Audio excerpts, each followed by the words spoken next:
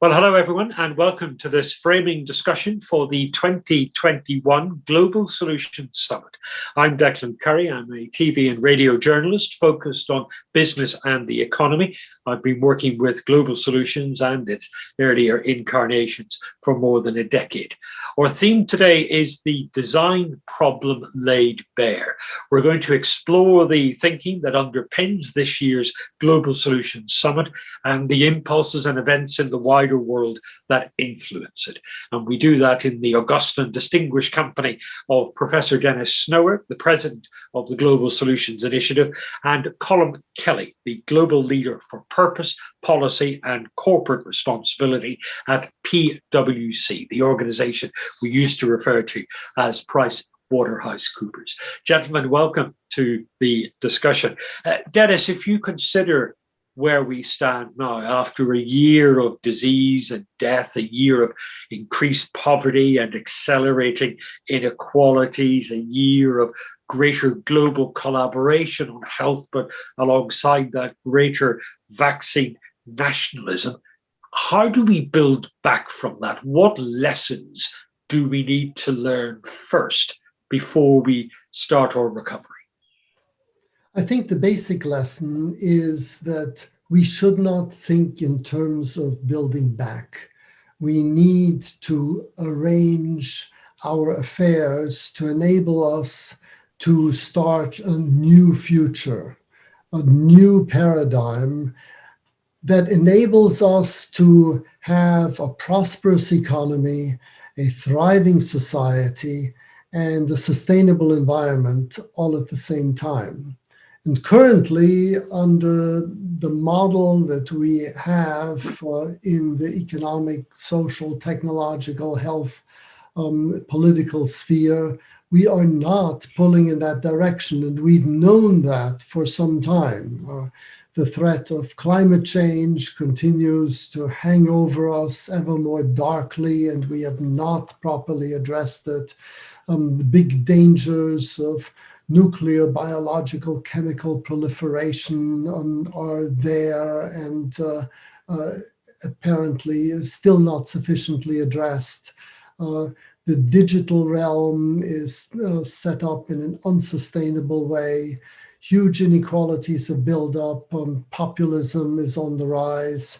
This is not sustainable. And when we think of system change, we should think of something fundamental as the move from the feudal economy to the industrial economy. Now we will need to move to a totally new society and an economy, and the pandemic should simply be seen as yet another but very, very forceful wake-up call in that direction. Colm Kelly, this is an argument that we've discussed, you and I have discussed with Dennis at Global Solutions for several years now, that there needs to be a recoupling between our economic well-being and our social and societal well-being. Yeah, that's exactly right, Declan. And the pandemic, in my view, has simply exposed the profound urgency of driving that recoupling in exactly the manner which Dennis has described. But I do think that one of the objectives we have in mind for this conversation is to really highlight the systemic nature of what is required if we want to drive that change. Because I think one of the risks is that we see a considerable risk of attempts to deal with individual elements without recognizing that until we get at the heart of the design problem, the need for systems change, that actually we'll continue to be frustrated about the outcomes which come from a system which, to be very blunt, has actually been designed to focus on other priorities, on other outcomes. That should be of great concern to us, because if we are operating an economic and indeed a business model which is designed to deliver on primarily financial outcomes as it is, and an economic model focused on primarily efficiency and financial performance, which it is, then in some respects we shouldn't be surprised that we don't address issues related to the sustainability of the planet and the well-being of our societies. Clearly, we have to change that. Dennis, you said before that we need to measure what we treasure. That was originally a formulation introduced by Gabriela Ramos, and it has stayed at the heart of what we do. And measuring is the first step. I mean, currently, what we're really good at measuring is GDP and shareholder value. And they have taken on a life of their own. It appears as if our system is designed to generate ever more GDP and ever more shareholder value, which are good things and very important, but they cannot go at the expense of other human needs and purposes. And humanity has more needs than simply material well-being. Even the material well-being is very unequally distributed, as we know. But even if we managed to address this challenge, we would still not be home and dry, because people have a very fundamental need for social belonging and also personal empowerment, control over their social and physical environment. And the processes that we have seen over the past few decades of globalization, digitalization, and automation, financialization, have inadvertently also weakened many communities because global value chains are very flexible and can move at a moment's notice in response to shareholder value. So some communities have found themselves high and dry without really, in their eyes, having done anything wrong, and also leads to a sense of disempowerment. That there are forces, global forces, technological forces that are beyond our control. And to feel alienated and disempowered is a terrible thing. And we don't measure that. GDP can be rising while these problems continue to grow. And in this systems change, we need, first of all, to measure these fundamental human needs and purposes, but then also report on them, examine the effectiveness of government policy, business, civil society on that basis, change our governance systems and our incentive systems accordingly, in order to initiate the systems change that is desirable, which should be obvious, one that meets the needs of human beings, starting with the needs of the neediest. That tends to be forgotten as we specialize in our individual domains and particularly pursue our economic objectives. And Colm, Dennis mentioned the role of business in this. Your company advises some of the world's largest corporations. It advises some of the world's most innovative companies. When you present this argument to them, what do they say to you? So interestingly, I think the dynamic around that conversation has probably changed. Some might argue dramatically, some might argue less so in light of the pandemic. Because I think what the pandemic has exposed is that the very idea that it's either appropriate or sustainable for business to operate in misalignment with outcomes which are sustainable from a societal perspective or a planetary perspective simply makes no sense. It's neither tenable nor capable of enduring. So I think there is actually a different conversation underway now in the business community about the fact that, well, that isn't right or sustainable, so what needs to change? And Dennis has given you one example of that conversation taking place at the macro level. If you want to measure what you treasure, then you have to define what you treasure differently to the way in which we do that today. Well, two builds on that. First, the same logic must apply to business.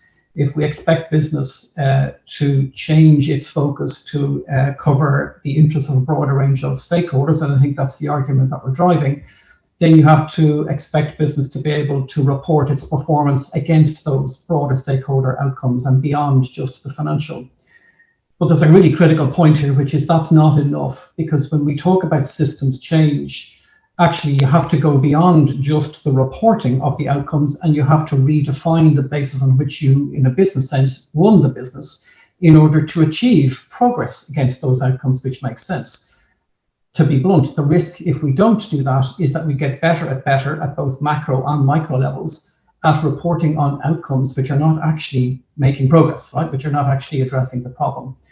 So a lot of the discussion that takes place now is around the reporting. I suppose we're trying to shift the conversation to say, yes, that's important, critically important, but it's not going to be enough, because until we rewire the business model in a way which actually influences the business decision-taking process, the incentives, the governance, and so on, we don't actually change those behaviors in a systemic way. And there's an urgent need to do that and link it with the macro as well.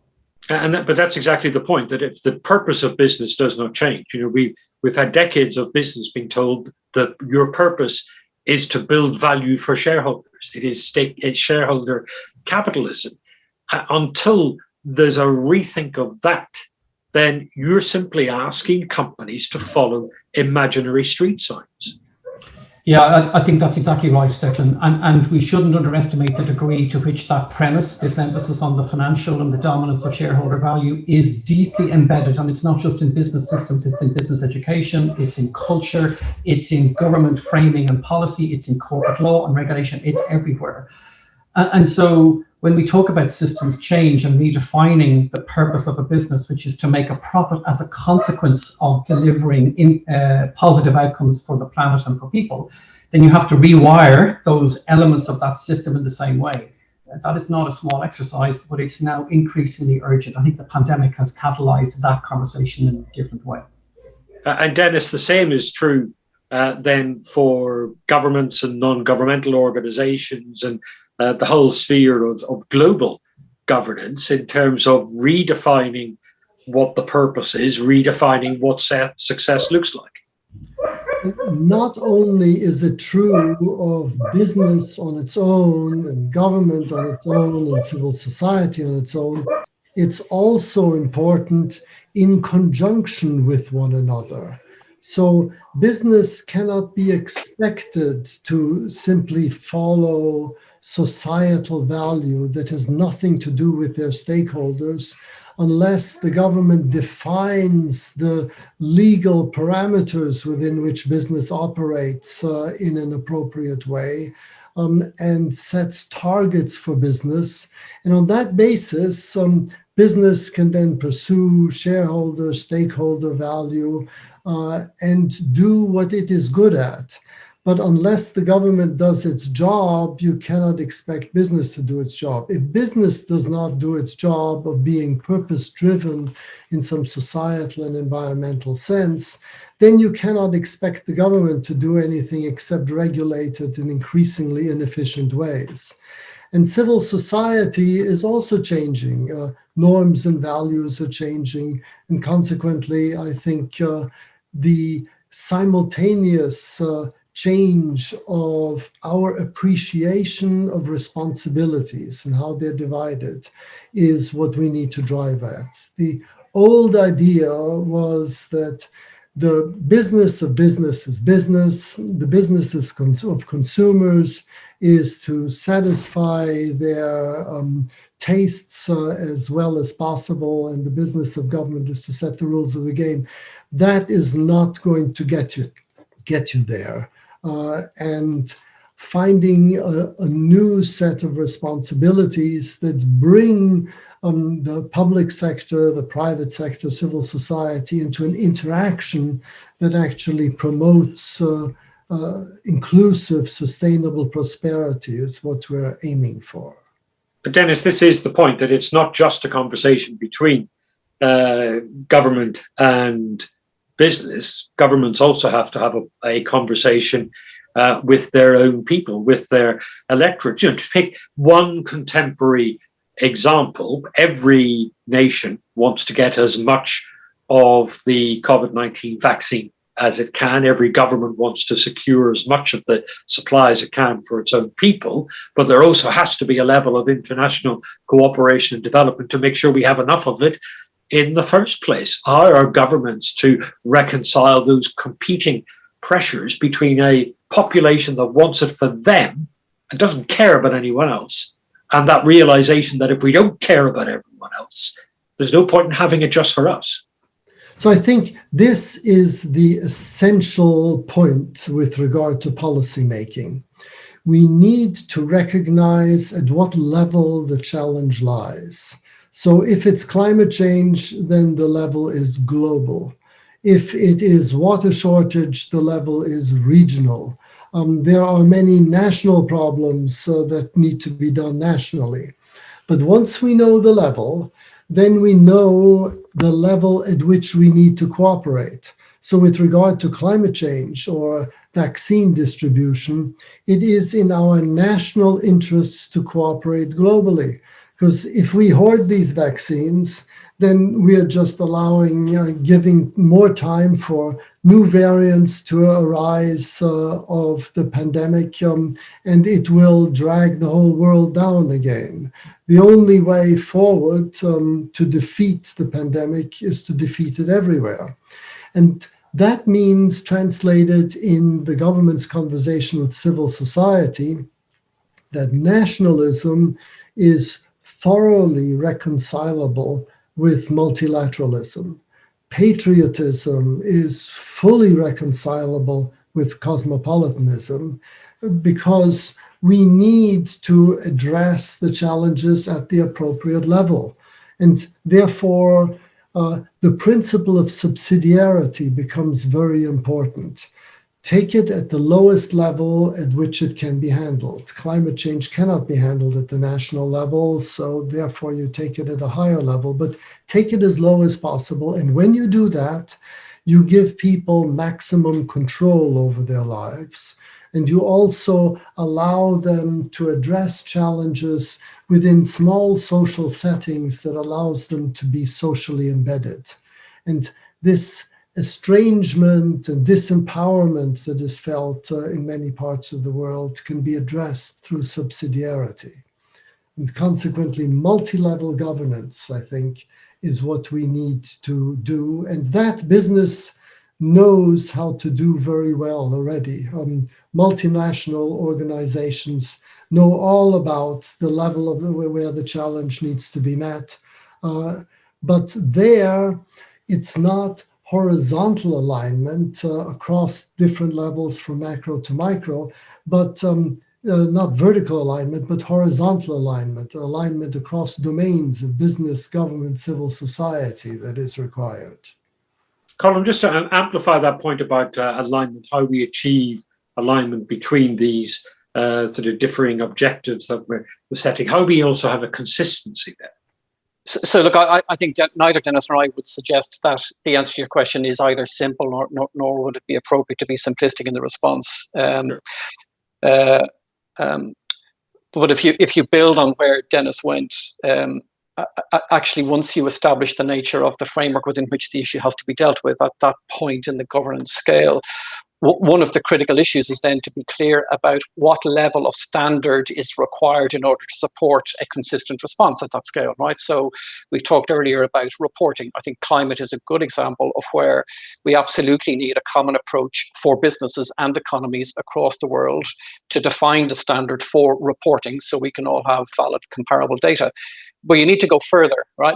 Same issue, if you want to address the systemic nature of that, you then need as common as possible an approach to the standard requiring what it is that is to be achieved. So whether that's defined as net zero in the climate space or something else, and an ability not only to report, but to influence the nature of the change which supports those changes in the outcomes, that progression against that net zero target.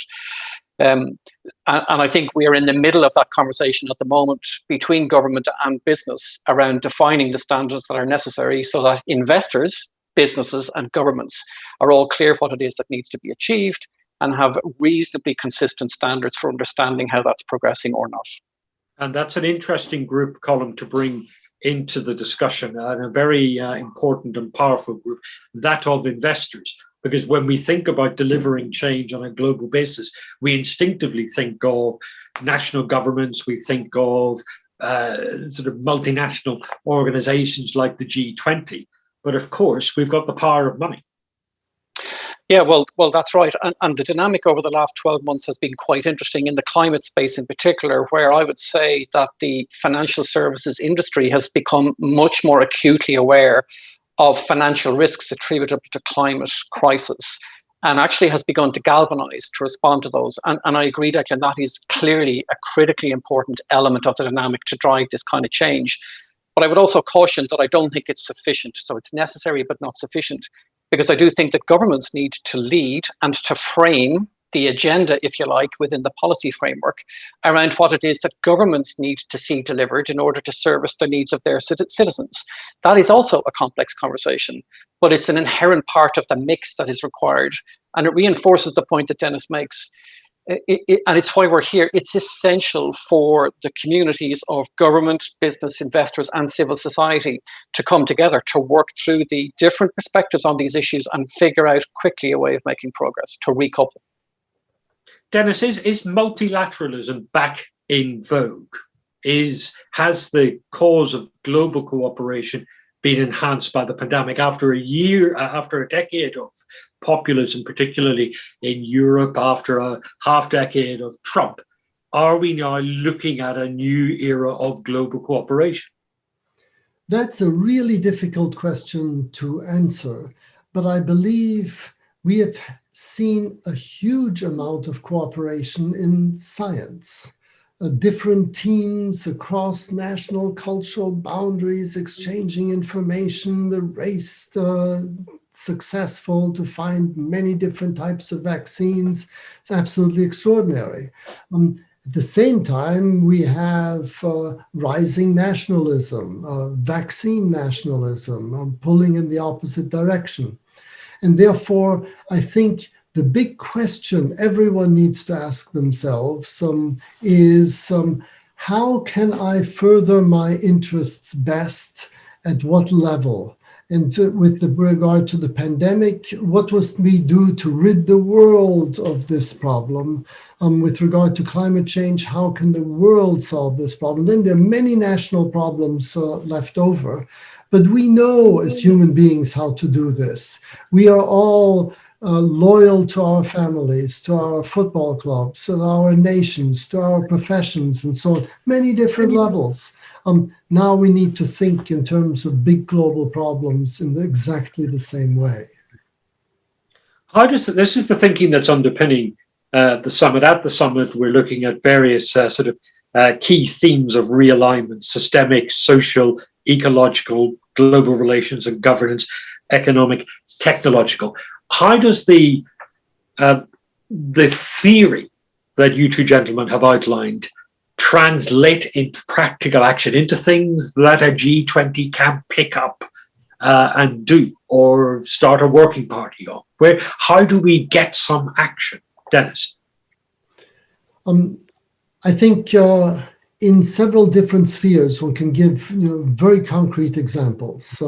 In the technological sphere, we have a great sense of disempowerment, inability to form our own social networks, some rising inequality, and so forth. How do we give users more control? In the environmental sphere, we have, with the exception of the pandemic, rising carbon emissions, greenhouse gases. How do we arrive at net zero? Net zero of what? Of global value chains, firms, nations, and so on. But once that is determined, hopefully on a global level, then people will be able to cooperate along those lines. With regard to regional disparities, big problem in many countries. How do we align people across different regions, classes, and so forth, so that they all feel part of a larger social whole? That too can be done through specific policies that are guided by measures of solidarity, of agency, as well as material well-being, and that provide clear legal framework, targets, and incentives for business and civil society to move in that direction. So I believe in health, universal access to vaccines, measures, treaties to prevent stockpiling of medical equipment. It can all be done provided we see very clearly at what level the challenge is that needs to be addressed. Colm, it's quite a revolutionary prescription, and it strikes me that both you and Dennis are somewhat unlikely revolutionaries. I can't quite picture either of you standing at barricades with tattered flags flying. I know that we're going to be talking to the young global changers a little later in our discussions as well. Colm, is this given the scale of what Dennis set out there, this isn't a 1 year program of change or a 5 year program of change or even a generation. We do need to look to the next generation almost if we're going to see some success. Yeah, I'm not prepared to wait that long, Declan, and I don't think the world will wait that long. I think that, look, I agree with you in some respects. What we are describing is revolutionary. And I think what Dennis and I have learned from each other as we bring a concern about these issues together from profoundly different perspectives and backgrounds is that there's huge commonality in relation to the thinking around the need for change and what that means in practice in our respective domains. I'm optimistic, right? But you have to be determined if you want to be optimistic, and that means that you have to be specific about what needs to change, and then you have to support that change. And the summit is an extraordinary opportunity to bring the kinds of community that we've been talking about together, to be specific about the change in the areas that we're discussing, the whole range of topics that are on the agenda, and be specific about who needs to do what in order for that change to be facilitated. And that includes business, it includes policymakers and governments and civil society, and wherever there are other relevant players in the mix.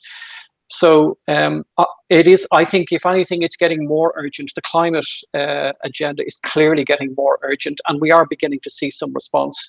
So even though certainly a few years ago when we began this conversation, it was absolutely revolutionary, I think it's becoming a little less revolutionary, Declan, partly because there's a growing recognition we cannot continue to behave in the same way and expect different results, and we need different results. Dennis, how do we achieve that level of change at the urgent pace that Colm says is required? I think the simple way forward is for all those in the different domains, business, policy, civil society, to come together and see how they interlink and what is needed to address basic human needs, fulfill, enable people to achieve well-being across their various societies and understand the complementarities of our objectives. So, for example, circular economy is absolutely essential to achieve environmental sustainability. That can only be done at a global level because we've got global value chains. So that is one area. The welfare state needs to be remodeled in order not just to enable people to have a certain basic standard of living, but also to empower them and to strengthen their communities. So things need to be rethought. Now, that can be done partly by government providing active labor market policies, various other measures. It can be done partly by society and new ways of supporting one another. And it can be done by business, purpose-driven business that engages with its communities in a purposeful way. And therefore, I think just as we moved, from the pre-Enlightenment to the Enlightenment, and that affected all our ways of thinking, so now we have to move to a new age. And that new age can be very bright, given all our technological and other achievements, but only if we change our mindset. We say thank you to Professor Dennis Snower, who's the president of the Global Solutions Initiative, and to Colm Kelly, who's the Global Leader for Purpose, Policy and Corporate Responsibility at PwC.